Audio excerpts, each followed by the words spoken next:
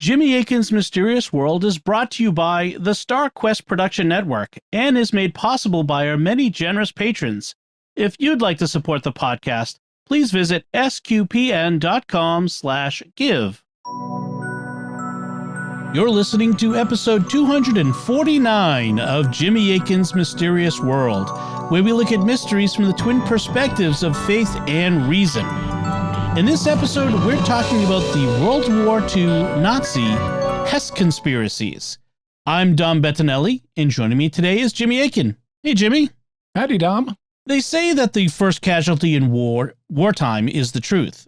That's because both sides in a war lie to keep secrets and to save face for their nations. That means wars generate mysteries, and sometimes these mysteries can remain long after the war is over. Whenever there's a mystery involving multiple people, charges of conspiracy inevitably arise, and World War II was no exception to these principles. It generated lies, secrets, mysteries, and conspiracy theories. And today we'll be talking about some of them. Who was keeping secrets? Who was telling lies? What mysteries resulted, and what do we know about the reported conspiracies today? That's what we'll be talking about on this episode of Jimmy Akin's Mysterious World. Hey folks, it's Jimmy and Dom here from the future, and we have a special announcement we wanted to share with you. Jimmy, take it away.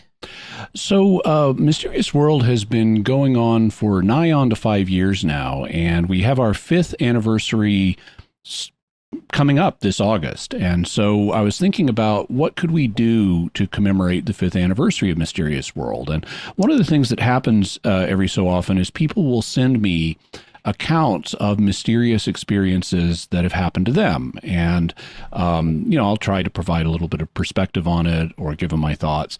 And it occurred to me that could make a really interesting episode. We have a big enough audience that we should have enough interesting stories from people to fill an hour. So if you've had a mysterious experience, please think about sending it to us. It could be an experience of an apparently supernatural nature, a miracle that happened, or an apparition of God or one of the saints, or an encounter with angels or demons. It could be a paranormal experience, like a psychic experience, premonitions, or appearances of ghosts or haunting or poltergeist experience. It could be cryptids, like Bigfoot or some other kind of cryptid. It could be UFOs or aliens. It could be shadow people. It could be a near-death experience that you or someone in your family had, an NDE, or an end-of-life experience, like a crisis apparition or something like that. If you've had a mysterious experience, please write it up and send it to me. You can send it to mysterious@sqpn.com. Once again, that's mysterious@sqpn.com. You can also record it in your own voice and send it in. And even if you've already sent it in the past, if you send it now, that will tell me you're interested in potentially having it in our 5th anniversary celebration. And I don't know that, depending on how many we get, I don't know if we'll be able to use all the ones we get, but I'd really appreciate hearing from the audience, and I think the audience would appreciate hearing what their fellow listeners have had happen to them that was mysterious. So thank you. Excellent. Yeah, that'll make a great show, folks. So we look forward to receiving all of your feedback and your stories. And like Jimmy said, you can send it to any of the usual feedback locations, addresses that we have, and we'll use that in the show. Thank you. And now back to the show. Before we get started, let's clarify a point of terminology. Today we're going to be hearing the word Britain a lot. And although Americans are familiar with that word, they sometimes identify Britain and England with each other. But that's not true, is it? No, Britain includes more than just England. The word Britain is a common abbreviation for the phrase Great Britain, and Great Britain is the island that contains England. But there's more on the island of Great Britain than just England. For example, there's Scotland up north and Wales in the west. So when you hear the word Britain, think everybody on the island, not just the English.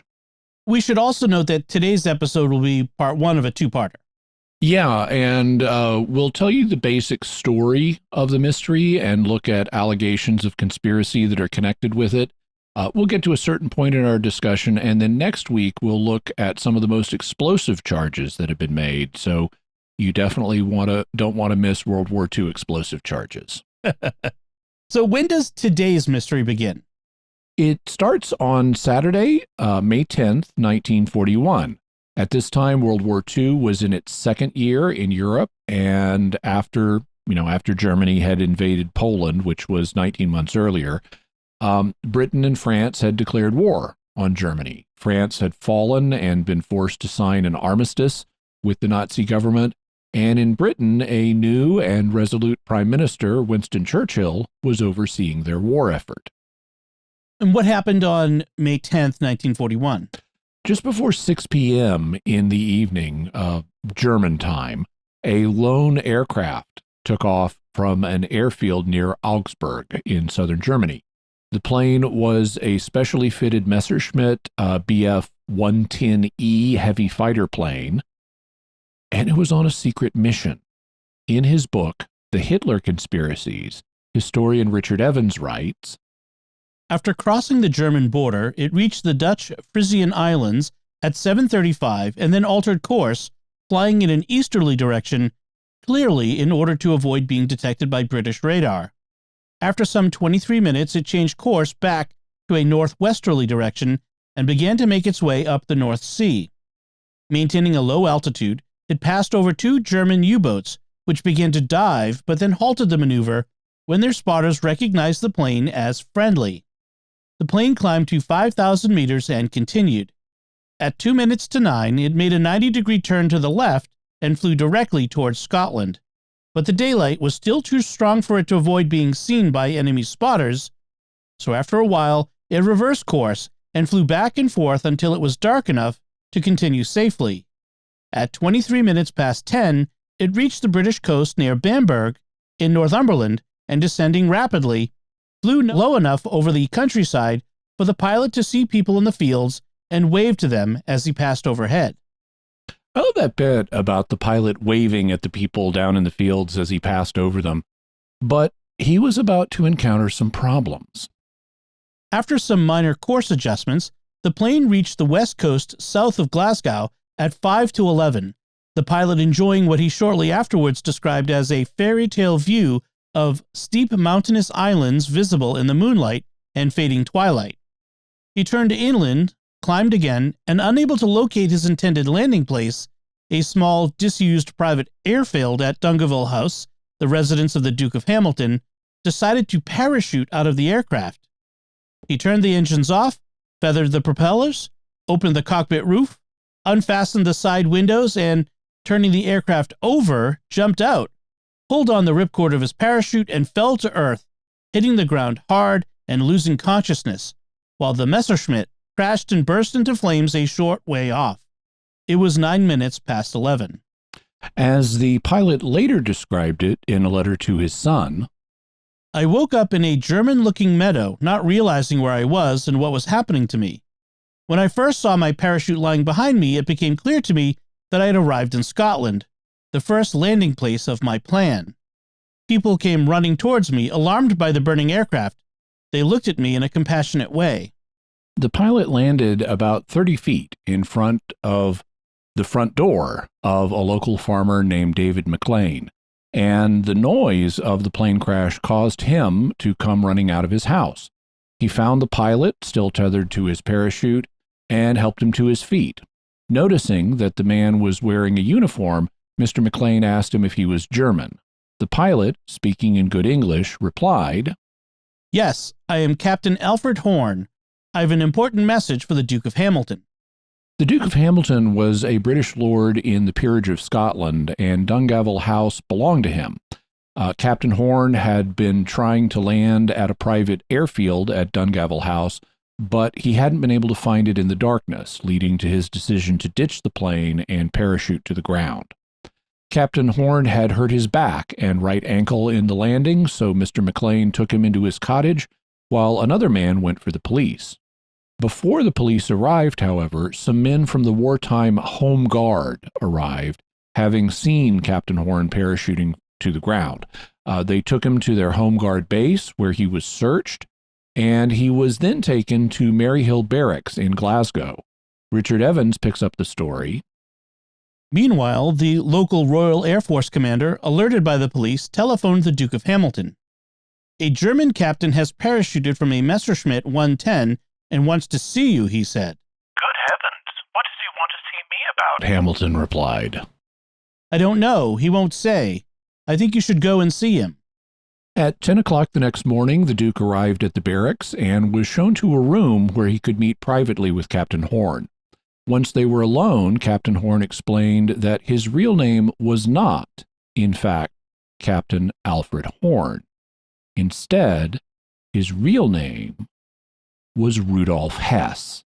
He was the deputy Führer of the Nazi Party just below Adolf Hitler, and he had come to Scotland on an urgent peace mission. It's quite a surprising revelation, and we should go back in time to get some background on Rudolf Hess. Who was he, and what was his relationship with Hitler? Rudolf Hess was born to wealthy German parents in 1894 in Alexandria, Egypt, or Skandar, as the locals refer to it. At the time, Egypt was formally part of the Ottoman Empire, but it was being occupied by the British, so Hess grew up in an area which was under British control, and he came to admire the British Empire. And he wasn't alone in that among the Nazis. Adolf Hitler himself had some admiration for the British. As Northern Europeans, the English have common ethnic and cultural connections with Germans. In fact, English is a Germanic language. Hitler had primarily fought against the British soldiers during World War I, and that led him to come to respect them. He also admired the British Empire. In 1936, before World War II, he remarked that he would prefer to have England as an ally rather than Italy. So Hess was not alone in having positive sentiments towards the British. Where was Hess educated? Was it in Egypt? Between 1900 and 1908, he went to a German-speaking Protestant school in Alexandria, but then, when he was 14, he was sent to a boarding school in Germany. World War I broke out in 1914 when Hess was 20 years old, and he quickly enlisted in the German army. Serving in a field artillery regiment and later in the infantry, he was present at the First Battle of Ypres on the Western Front in Belgium, and he later fought at the Battle of Verdun in France. He was wounded several times in battle, was awarded the Iron Cross Second Class, and was eventually promoted to lieutenant, a reserve officer. Hess also asked to become a fighter pilot, World War I being the first major war that had those newfangled airplane things flying around in combat, although technically they had been used earlier in the 1911 Italo-Turkish War. Hess received flight training and qualified as a fighter pilot, but he didn't see any action in the sky because World War I came to an end in 1918. What did he do after the war? One of the things he did was join the Tula Society, and this was a really strange group.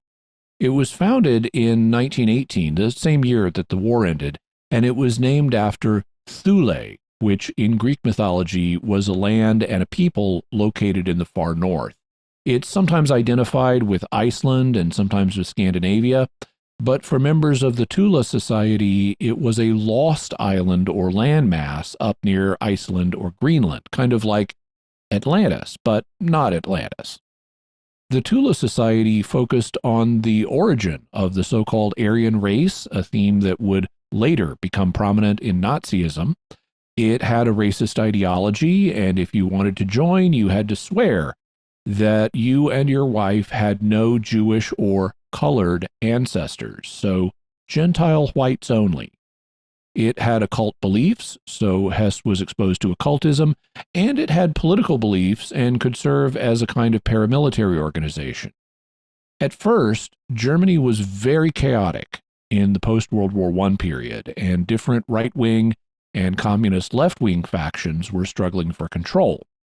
Rudolf Hess himself brawled in the street in street battles between different groups as part of the Thule Society. In 1919, Hess enrolled in the University of Munich to study history and economics. And there, one of his professors was a man named Karl Haushofer, who was an advocate of the concept of Lebensraum. That's a term that later come up among the Nazis. What does Lebensraum refer to? Well, since English is a Germanic language, you can almost hear what it means. Leben is German for life, and you can hear how Leben sounds like living, while Raum sounds like room, and so Lebensraum was living room or living space. The idea was that Germanic peoples needed more room to live in order to thrive and survive, and so they ought to displace people in central and eastern parts of Europe to get that room. The non-Germanic natives of those countries, like Poles, Czechs, Ukrainians, Russians, and other Slavic peoples, needed to be deported, for example, by pushing them further east, maybe into Siberia. Either that or they needed to be killed. And then Germans would move into their land as settlers and set up colonies.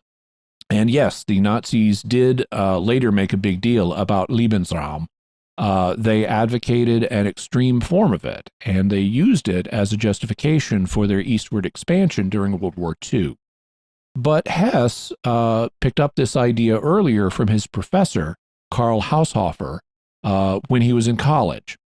Hess also became friends with the professor's son, Albrecht Haushofer, and he will come back into our story, so remember him. In 1920, 2 years after the war ended, when he was 26, Hess met his future wife, Ilse Prohl. They got married in 1927, and in 1937, just a couple of years before the next war started, they had their only child, a son named Wolf, or Wolf in English, although his nickname was Buzz, and he was known by this name throughout life. Buzz was only 3.5 years old when his father made his famous flight. He later became an architect, and he passed on in 2001 at the age of 63, and he will also be coming back into our story, so remember him too. How did Rudolf Hess meet Adolf Hitler? That happened in 1920, when Hitler gave a speech in Munich where Hess was studying. Hitler was a mesmerizing speaker, and he mesmerized Hess, who shared many of his views. One of them was a belief in the stab-in-the-back theory, which held that Germany had not lost World War I fair and square. Instead, the stab-in-the-back theory was a conspiracy theory that held that Germany actually lost the war when it was stabbed in the back by a conspiracy of Jewish people and Marxists. So Hitler was preaching the kind of message that Hess approved of. Hess also joined the Nazi Party, and he was member number 16, so he was an early adopter of Nazism. In fact, he joined before even Hitler did.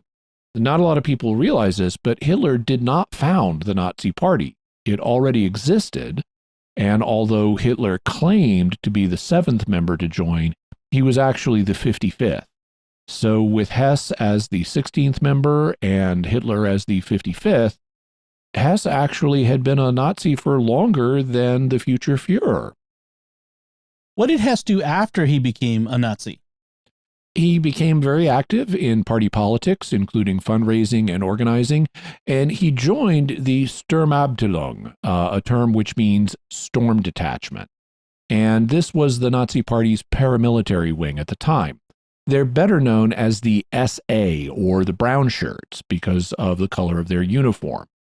Since the Sturmabteilung meant storm detachment, it is often translated into English as stormtroopers. So if you've ever wondered where the Star Wars stormtroopers got their name, it's from the brown shirts, the Nazi stormtroopers that Rudolph Hess was part of. And basically, they were a group of early Nazi thugs, though they later lost ground to the even more famous group of Nazi thugs known as the SS. Hess also built a close friendship with Hitler. In 1921, a Marxist group tried to assassinate Hitler with a bomb, and Hess protected him and was injured in doing so. Things continued to be very chaotic in Germany, and the nation was now going through the Weimar hyperinflation, which we talked about in episode 199 on the inflation that the government causes, in this case, the Weimar government. So Hess was sticking with Hitler during really tough times. In 1923, Hitler decided that the time was right to try to take over the government. And so in a beer hall in Munich, he announced a revolution. The event is now known as the Beer Hall Putsch, Putsch being a German word that means riot or rebellion. How successful was that beer hall putsch? Not very. It only lasted a couple of days. There was some violence, but Hitler and his associates were quickly taken into custody. And the Nazi Party and the SA were banned, although that ban was later rescinded. Hitler and Hess were both sentenced to prison, and it was during this time in prison that Hitler started writing his famous book, Mein Kampf, or My Struggle. Hess was one of the two men that took Hitler's dictation for Mein Kampf. Hitler and Hess were then released from prison in late 1924, and the next year Hitler appointed Hess his personal secretary and later his adjutant or administrative assistant. The two were regularly together, and Hess was one of the few people allowed to see Hitler without an appointment. After the Nazis really did get control of the German government in 1933, with the disintegration of the Weimar Republic, and with Hitler as the new Führer or leader, he appointed Hess as his deputy Führer, meaning deputy leader. His job was to lead the government party as Hitler's representative, and so in this period, his star was rising. Based on the evidence we have, what was Hess like as a person? He apparently was devoted to Nazi ideology, sincerely, rather than just for personal advantage. He wasn't just an opportunist who was sucking up to Hitler to better his position in life. Hess lived modestly and did not have a big home. He did not cultivate a group of lackeys or followers to support him. He didn't use his position to become wealthy. He apparently just wanted to be useful to Hitler as his Führer, which, of course, meant that he was a viciously racist, anti-Semitic person. He didn't like non-Germanic peoples, including Slavs, Egyptians, and Black people, and he saw Jewish conspiracies all over the place and helped foster the Nazi persecution of Jews in Germany and German-occupied territories, instituting signing anti-Jewish laws, although he did issue documents that helped blunt the effect of the anti-Jewish laws on the family of his professor Karl Haushofer. Professor Haushofer had married a half-Jewish woman, and so the laws otherwise would have applied to his family, including his son and Hess's friend, Albrecht Haushofer, who was a quarter Jewish. So Hess was a strong anti-Semite, but not an utterly merciless one. He had mercy on the Haushofers. And he had some interesting personal quirks, too. Yeah, among those was the fact that Hess, like Hitler, was a vegetarian and didn't drink or smoke. What were some of his others? Yeah, what's up with that not eating meat and not smoking business? Well, don't trust anyone like that. Yeah. He also ate a special biodynamic diet. Biodynamic agriculture is an organic food movement that uses principles from the Austrian occultist Rudolf Steiner, and it's pretty unusual, like using astrology to determine your agricultural calendar, which actually wouldn't have been that unusual in the past, but they also do things like grind up quartz crystals, put them in a cow horn, and bury them in the soil to harness the soil's cosmic forces and help your plants grow better. Hess was so devoted to his biodynamic diet that he'd even bring his own food to Hitler's vacation home. But Hitler didn't approve of the biodynamic stuff, and rather than eat the food that Hitler was having prepared for his guests, Hess simply started taking his meals away from Hitler. So that's how devoted to his biodynamic diet he was. Did the diet help with Hess's health? It's hard to say because Hess was also a hypochondriac. He thought he had all kinds of health ailments. In fact, on his flight to Scotland, he brought 28 different medications with him, plus homeopathic remedies. So, wow, concerned for your health much? And his hypochondria can make it harder to judge what his actual state of health was. But he still preferred his mystically inspired biodynamic diet, and that wasn't the only paranormal subject he was interested in. Perhaps as a result of his time in the Tula Society, he also was interested in astrology, clairvoyance, and the occult, all subjects that Hitler scoffed at. For more on Hitler's views on occult matters, you can go back and listen to episode 31 on Hitler's religion. But Hess's paranormal beliefs will be important to the story later on, so remember them. If Hitler disapproved of the things Hess was into, why did he have him as his right-hand man? Well, Hitler had a certain amount of patience with the people around him. A lot of his aides were kind of weird, but Hitler needed them. And after all, Hitler couldn't expect other people to be as perfect as he was, so he tolerated Hess's eccentricities, but only up to a point. In fact, around the time World War II started in 1939, Hess's star was beginning to dim. Just after the invasion of Poland on September 1st, Hitler made Hess second in line to succeed him, after Hermann Göring. So Göring now outranked Hess in this sense. Also, about the same time, Hitler appointed Martin Bormann as his personal secretary being a post Hess formerly held. So, people like Göring and Bormann had outmaneuvered Hess and displaced him. But even though Hess's star was dimming, Hitler still needed him. Once the war began, Hess asked to be allowed to join the Luftwaffe, or the German Air Force, so that he could be a fighter pilot like he wanted to be in World War I. But Hitler said no. He also told Hess not to do any more flying, even as a private pilot, for the duration of the war. Hess eventually got him to cut that ban back to just a year, but it was an illustration of how Hitler didn't want Hess undertaking any dangerous activities, so he still valued him, though Hess was increasingly sidelined as he wasn't directly involved in the war effort. And then, on May 10th, 1941, Hess made his dramatic flight to Scotland. That brings us back to where we started. When Hess got to Scotland, he spoke with the Duke of Hamilton and said he was on an urgent peace mission. What did he want to accomplish? That's a matter of dispute, so we'll be talking about it as one of the theories that we'll discuss in the reason section. Suffice it to say, the British didn't cotton to whatever kind of peace plan he had on offer, and they simply decided to keep him in custody. So Rudolph Hess never walked the earth again as a free man. After the war, he was put on trial at Nuremberg, Germany, along with other Nazi war criminals. Many of them were put to death by hanging, but Hess was one of 7 sentenced to life imprisonment. He was then confined to Spandau prison in West Berlin. In German, the name is pronounced Spandau. In English, it's pronounced Spandau, and you may hear me say it both ways. In any event, the prison was designed to hold 600 prisoners, but there were only 7 inmates.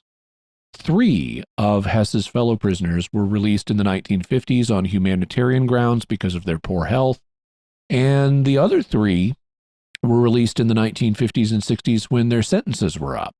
That left Hess as the only prisoner at Spandau from 1966 to his death for more than 20 years.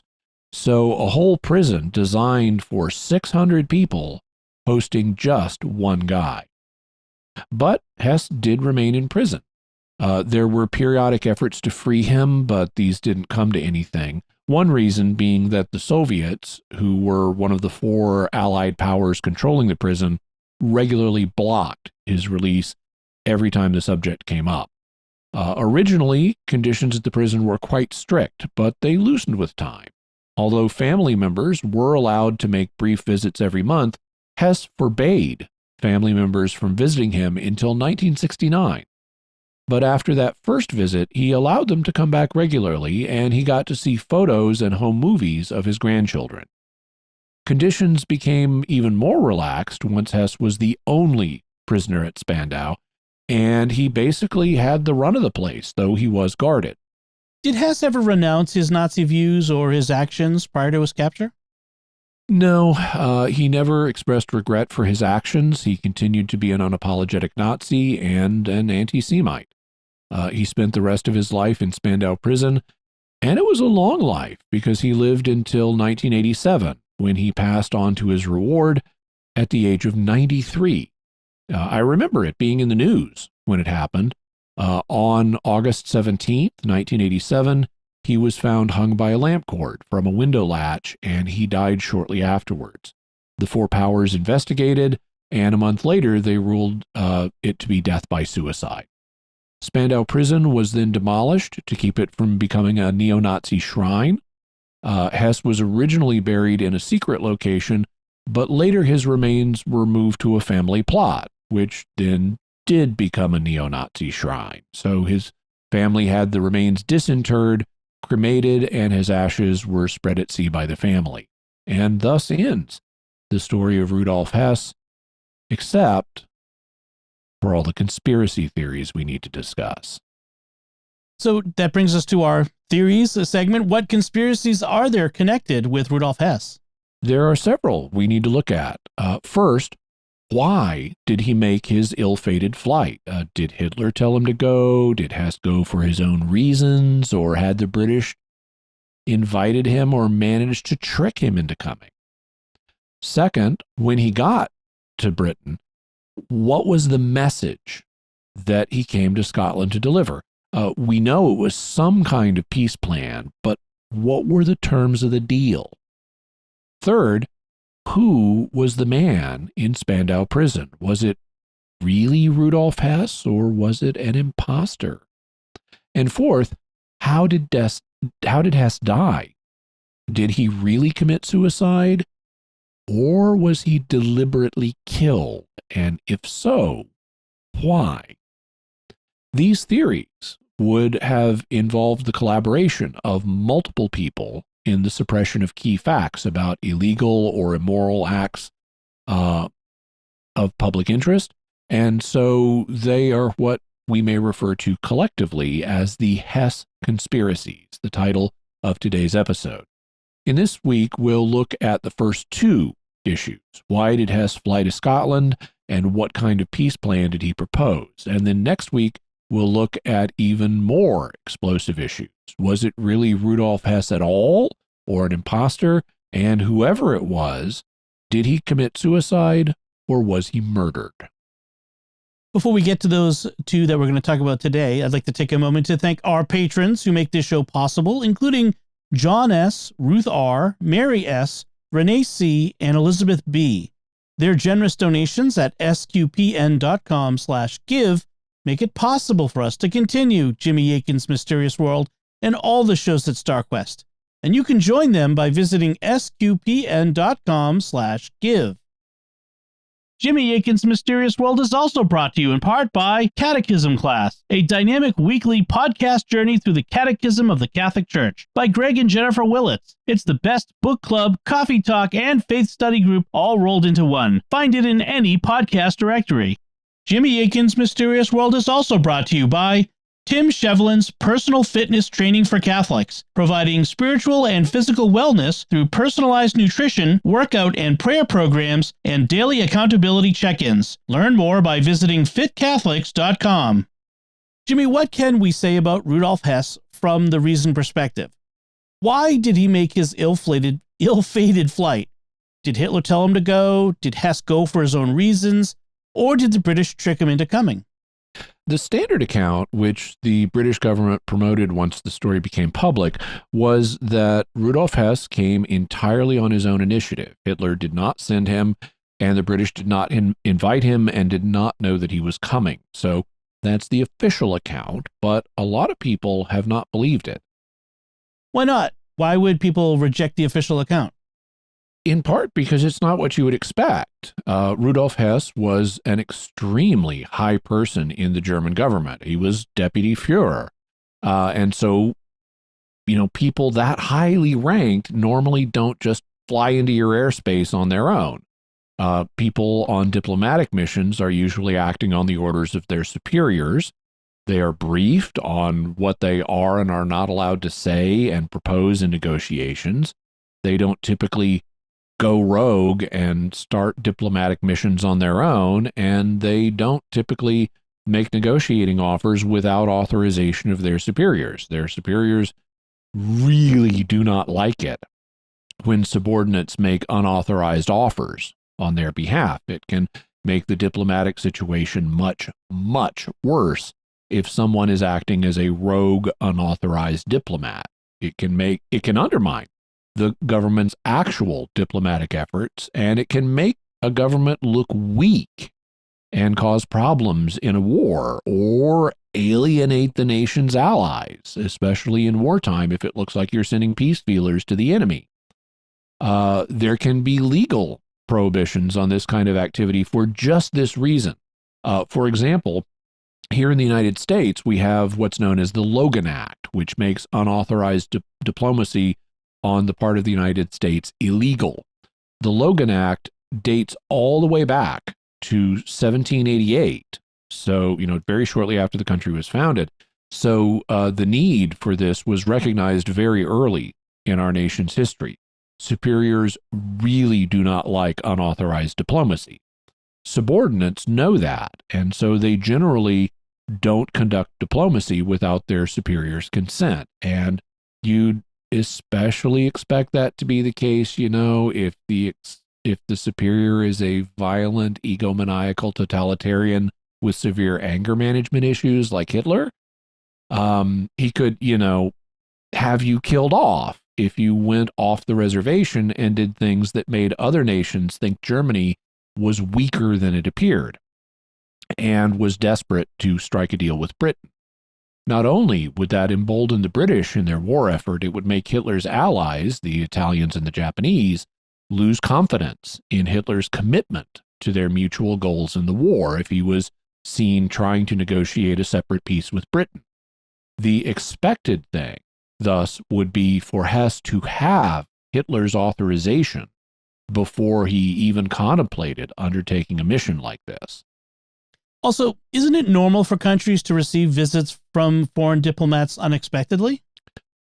It is not normal for something like this to happen. If an unknown, unauthorized foreign airplane from one of your enemies in wartime starts approaching your airspace, then you will, try to shoot it out of the sky.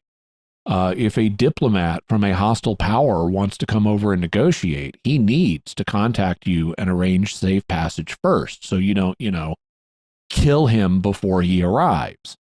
The normal way that these things are done is to have remote, sometimes back channel discussions about the possibility of a diplomatic envoy. These discussions are frequently carried out privately behind the scenes by lower level officials. And then if they seem to be bearing fruit, a country may allow contact between higher level representatives. But you typically don't start at the top like with the deputy Führer. So according to the normal way that things would proceed, both on the part of the Germans and the British, you would expect that prior background discussions had been going on, that they seemed to be promising, and so both Hitler and the British leader Winston Churchill had authorized a diplomatic mission on the part of Hess, and Hess then would have flown over with the way prepared for him. You would not expect the deputy Führer to fly to Britain all on his own, unexpected and without permission from either side, in a Messerschmitt 110 that was identifiable from its silhouette as a German manufactured fighter plane built for combat missions. You wouldn't expect it to come over and conduct unauthorized peace negotiations on behalf of someone like Adolf Hitler. On the face of that, such an occurrence would be completely improbable. That's what makes this such a bizarre situation that has fascinated people for more than 80 years. And so there are strong initial reasons to suspect that the official account may not be accurate, and thus many people have doubted the official story and proposed a conspiracy to suppress the truth. A sudden, unauthorized flight by Hess would certainly be unexpected, but unexpected events sometimes happen in history, so we can't judge solely based on that.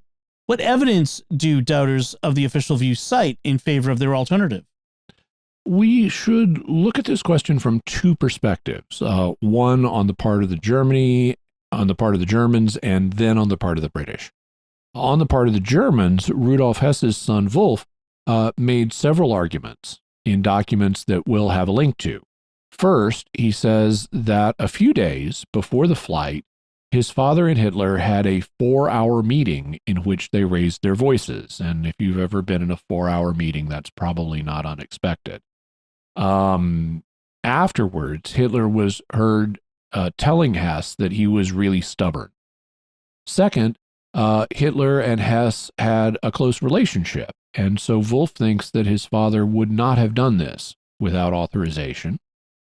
Third, although Hitler had Hess's adjutants and secretaries imprisoned after the flight, Hitler showed kindness towards Hess's family. Fourth, after his arrest by the British, Hess wrote 2 letters, one to Hitler and one to his family, and these letters speak as if he still has a warm relationship with Hitler.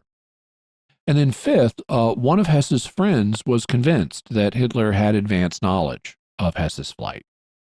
What do you think about the strength of these arguments? I don't think they're very strong at all. Yes, there's a good on the face of it case that Hitler should have approved the flight, but these particular arguments are not very weighty. To respond to them, first, the fact Hitler and Hess had a lengthy meeting after which Hitler said Hess was stubborn tells us nothing. We don't know what the meeting was about. It could have been about anything. For example, many have thought that Hess's flight had been prompted by Hitler's plan to create a second front by attacking Russia in the upcoming Operation Barbarossa, or Operation Redbeard.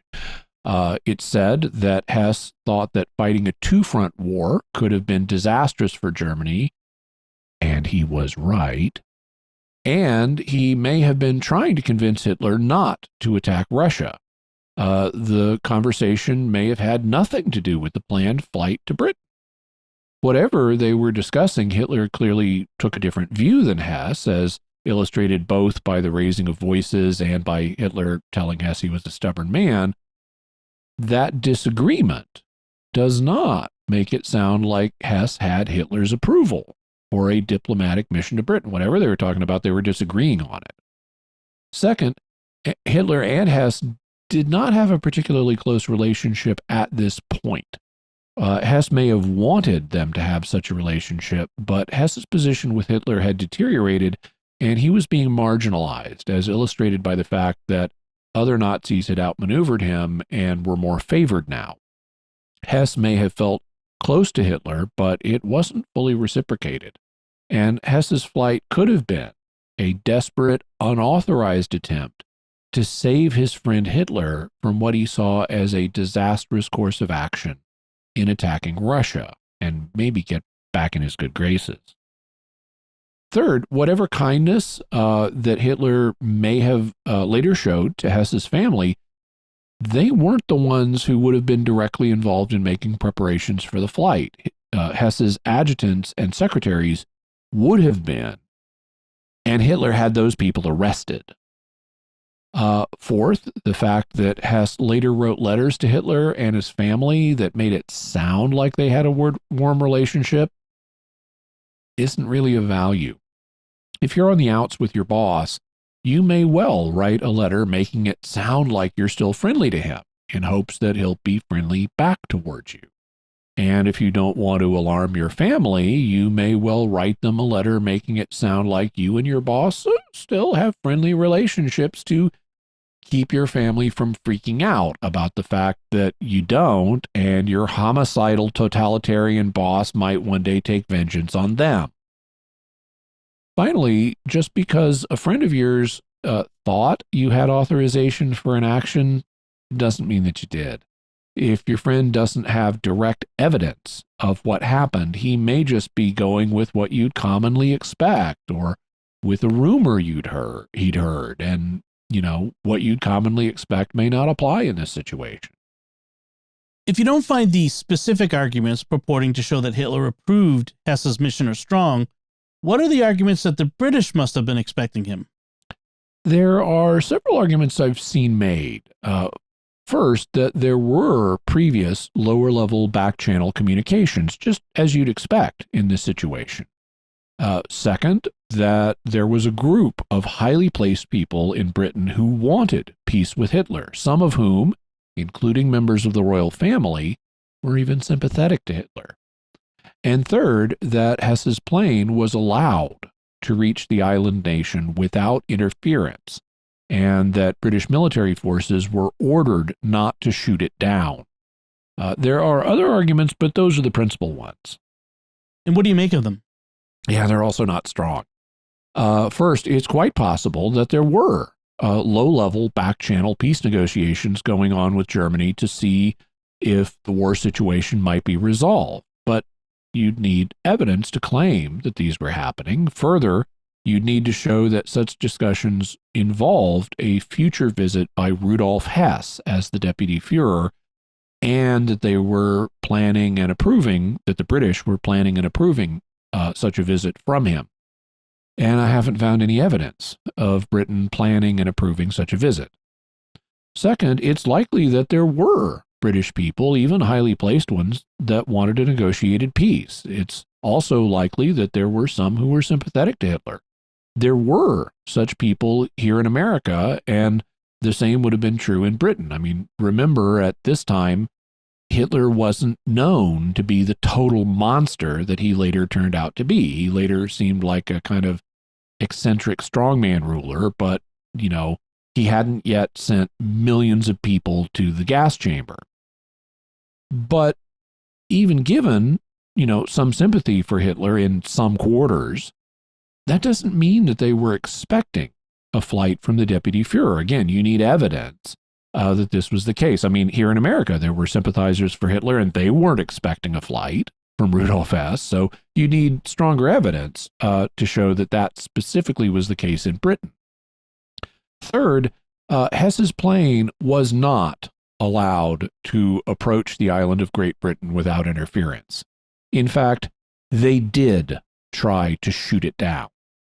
In their book, The Flight of Rudolph Hess, Nesbitt and Van Acker write, if Hess's aircraft had been expected, RAF fighters would have been sent up to escort it safely to its destination. It can be established quite clearly from public records that 3 Spitfires and a Defiant were ordered to attack and not escort the approaching enemy aircraft.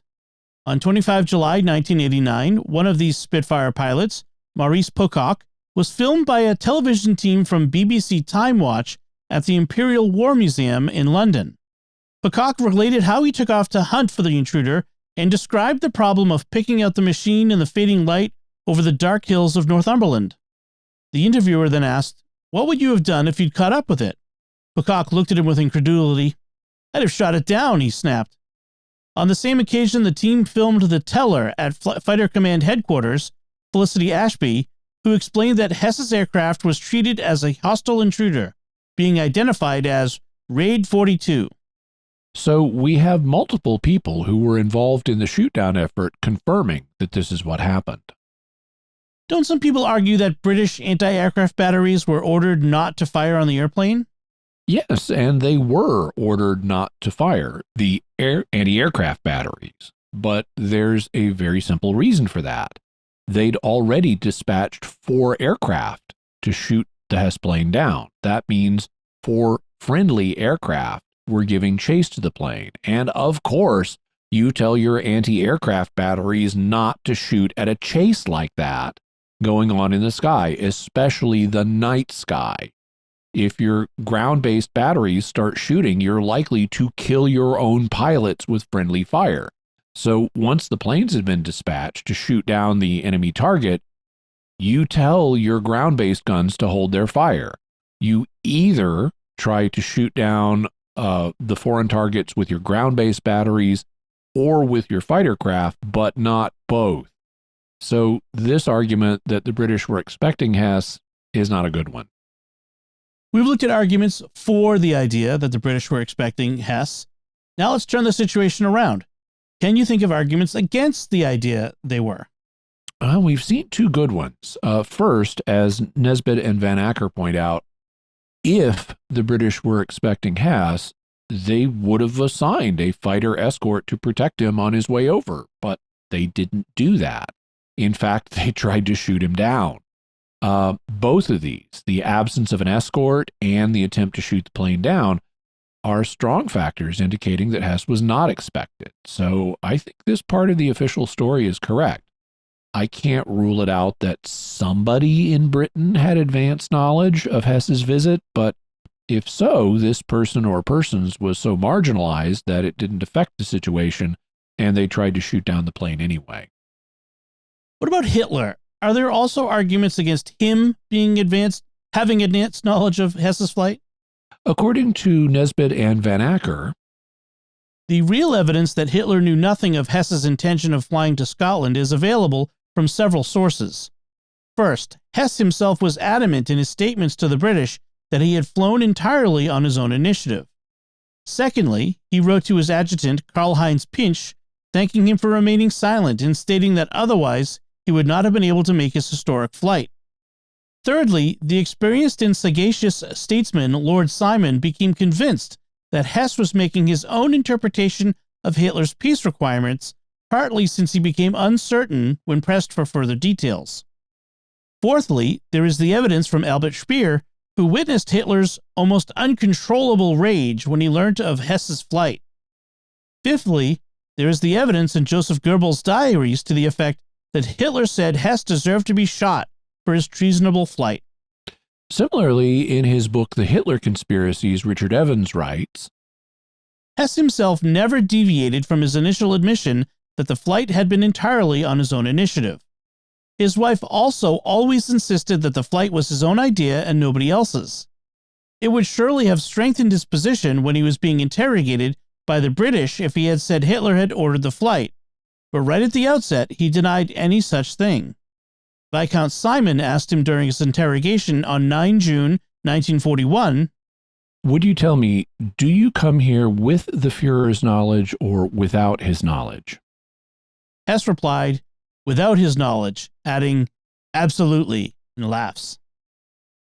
Also, I'd point out that if Hitler had authorized the mission, he wouldn't have sent just Hess alone in a fighter plane.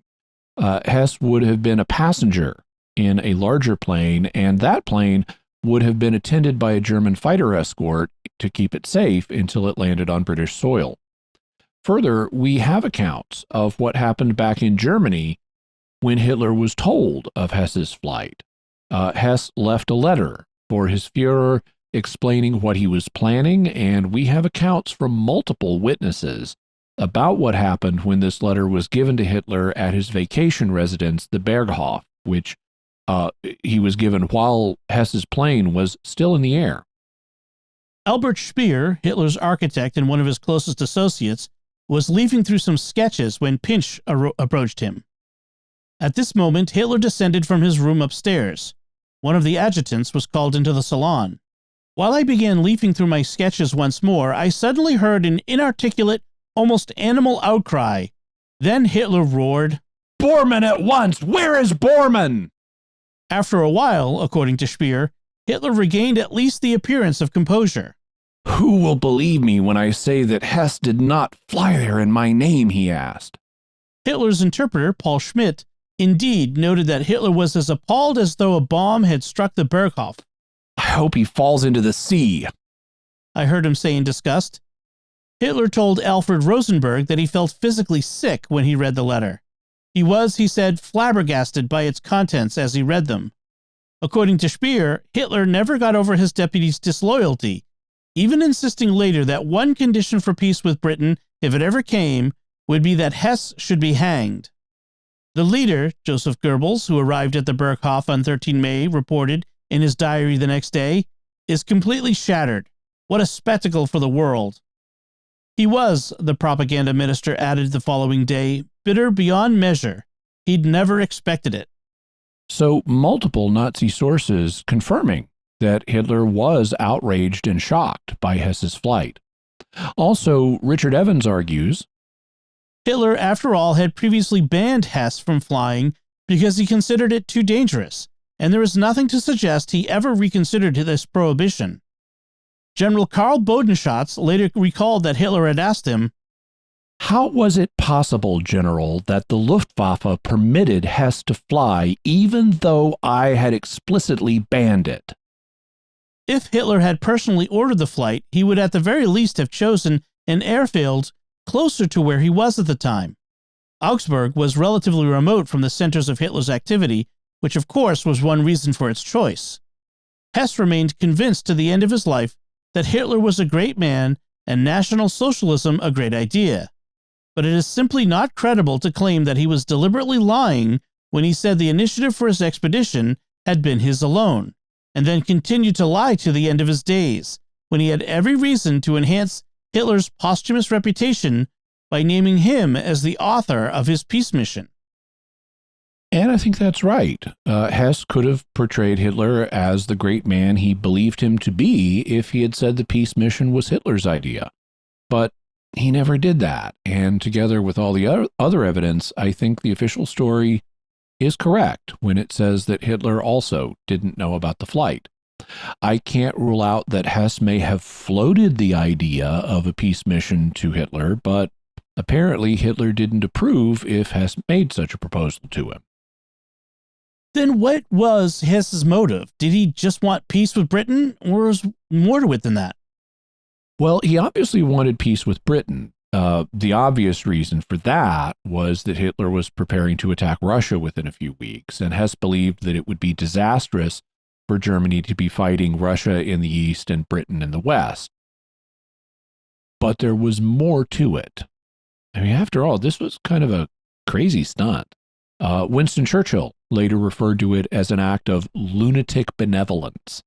And Hess was engaged in some disordered thinking, so there may have been mental issues that were involved. An additional probable motive was getting back on Hitler's good side. Hess's star had been falling as other high Nazi leaders outmaneuvered him, but landing a major peace deal, that would free up Hitler to attack the Soviets, and it could get him back in good with his boss. Yeah, and there's even more to it than that. You'll recall that Hess was very interested in occult matters all the way back to his days in the Tula Society.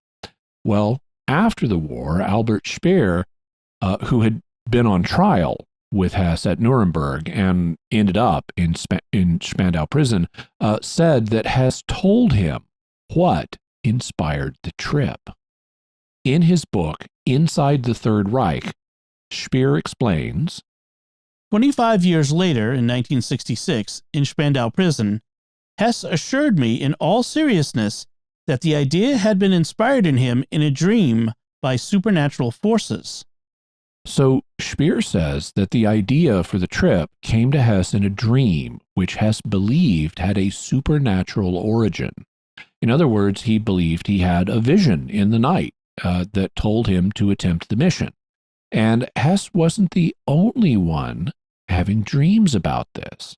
His college mentor, Professor Karl Haushofer, who had been a major general in World War I, also was dreaming about this. In his book, The Truth About Rudolph Hess, Lord James Douglas Hamilton writes, there is an interesting note that Hess was confirmed in his plan by the dream of General Karl Haushofer.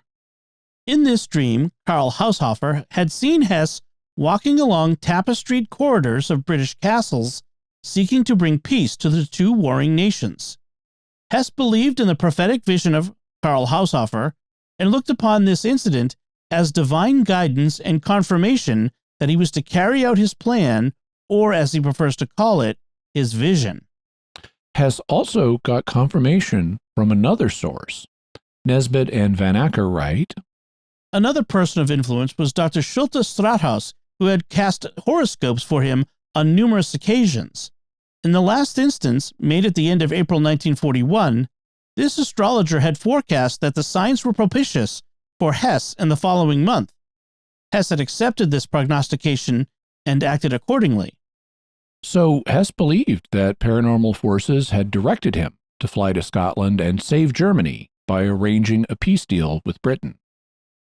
After his trip ended in failure, did Hess come to question his belief in the paranormal? On the contrary, he did a lot of reading while he was in British captivity, and he came to a new conclusion, one that also involved the paranormal, or at least sounds like it did. He came to believe that there was a secret force apparently capable of controlling men's minds.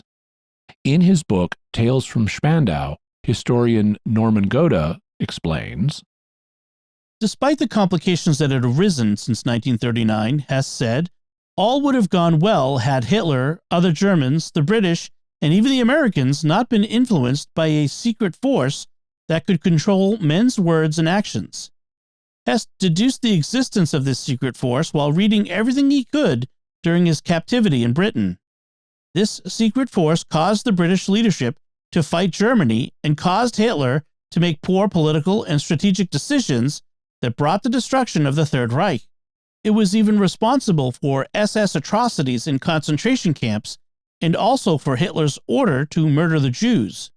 It is certain, he said, that there is a secret force through which people can be forced not only to speak, but also to act as they are commanded. But what was this secret force, and who was behind it? And that's a good question. In parapsychology, this kind of manipulation is sometimes known as remote influencing. But who would be capable of controlling the minds of so many people, including the leaders of multiple nations? Who would have an interest in harming the common good of so many people in the world? Who would want to cause so many deaths? Well, as a clue, just remember, this guy was a diehard Nazi, so who do you think he's going to say is behind all these evils? Goda explains that Hess concluded, the war, the atrocities, the destruction, the chaos, and even his own chronic stomach pains were all the work of the Jews, who controlled the secret force that Hess had supposedly discovered in Britain. German atrocities in concentration camps Hess said were quite humane before the war, were engineered from behind the scenes by the Jews so that the bodies would be discovered by the victors, who would then publicize the atrocities, put Germans on trial, and execute them while ensuring that Germany would never rise from the ashes. So Jews were controlling world leaders and world affairs, telepathically, I guess, to such an extent that they brought about millions of deaths. So let's wait a second. Hess said that the Jewish secret force was responsible for Hitler's order to murder the Jews and for SS atrocities in the concentration camps? Why would they do something like that? It was their own people being killed. Yeah, it does seem kind of counterintuitive, doesn't it?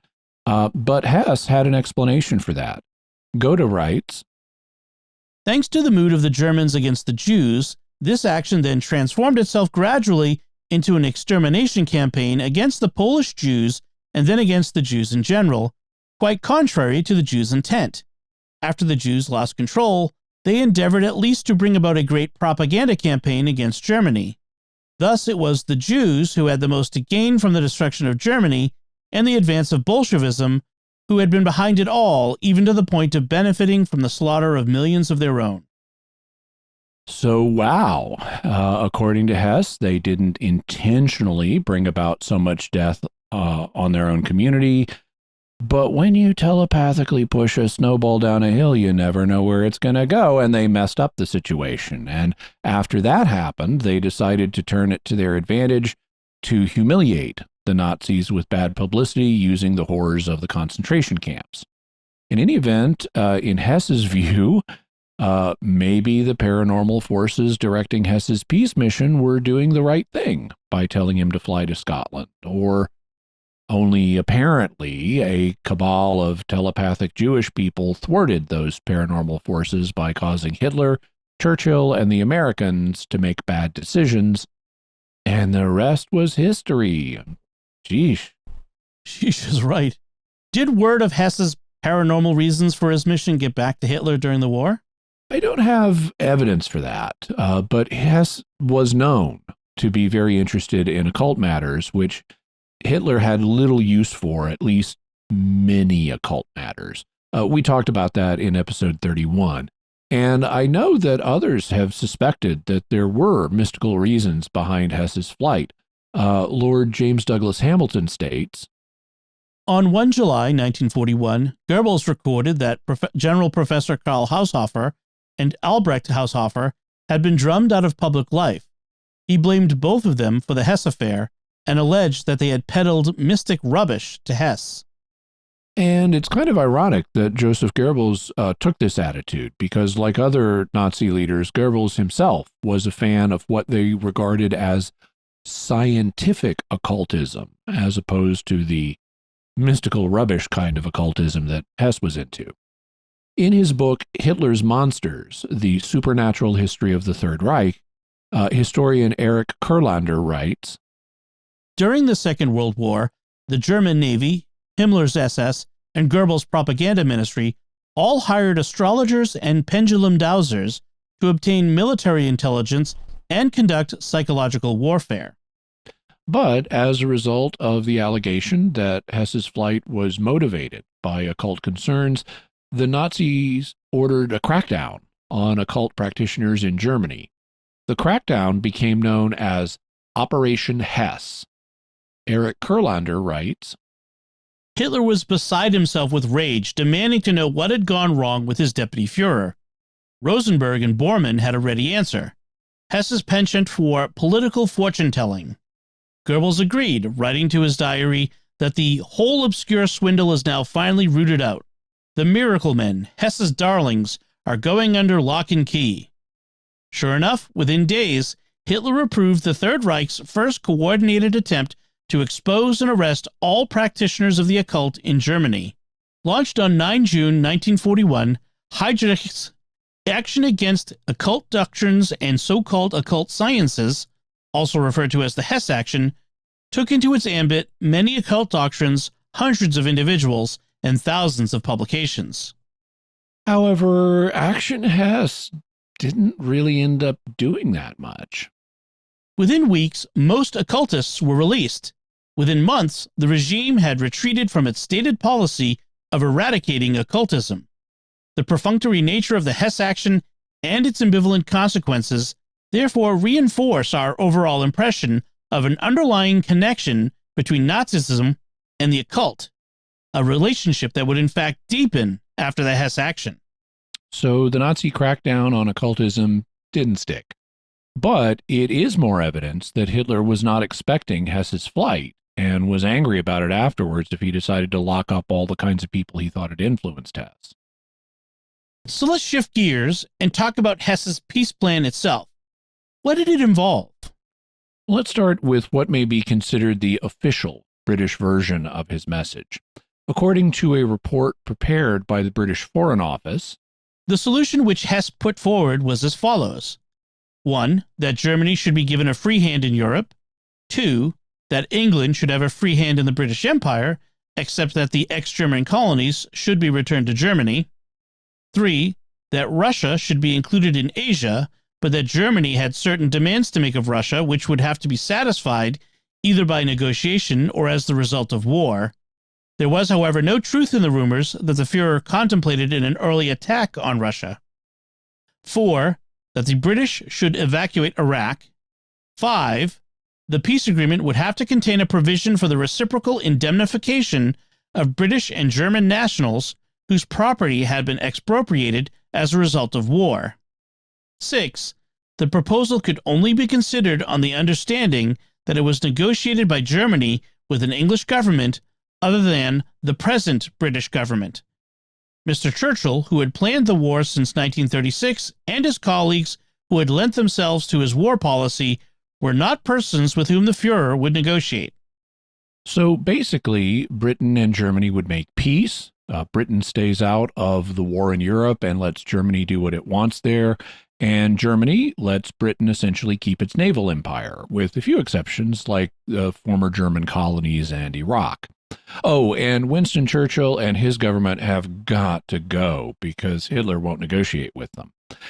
In his essay defending his father, Hess's son Wolf gives a similar list, though it has some differences.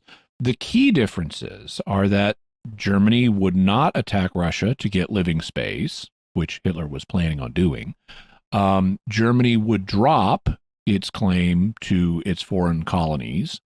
There was no mention of the British getting out of Iraq, and there was no mention of Winston Churchill needing to get out of office.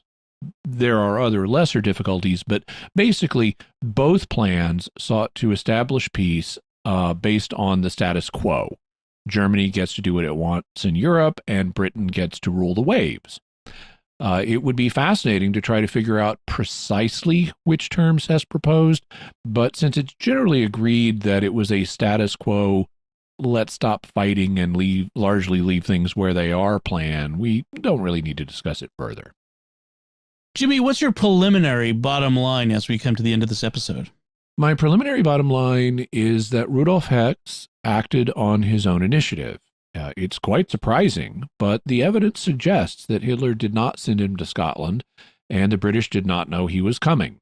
Hess was a weird guy, and he was convinced that supernatural powers were urging him to make the trip.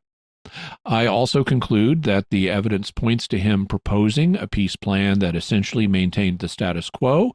Germany would get what it wanted in Europe, and Britain would basically get to keep its naval empire. But we still need to discuss whether the man who flew to Scotland was Rudolph Hess at all, or whether he was replaced with an imposter. And whoever it was housed in Spandau prison, did he commit suicide in 1987, or was he murdered? And if so, who did it and why? Thus, next time, we'll be doing both an identity theft investigation and a murder investigation. It should be fun. Jimmy, what further resources can we offer to the listeners and viewers?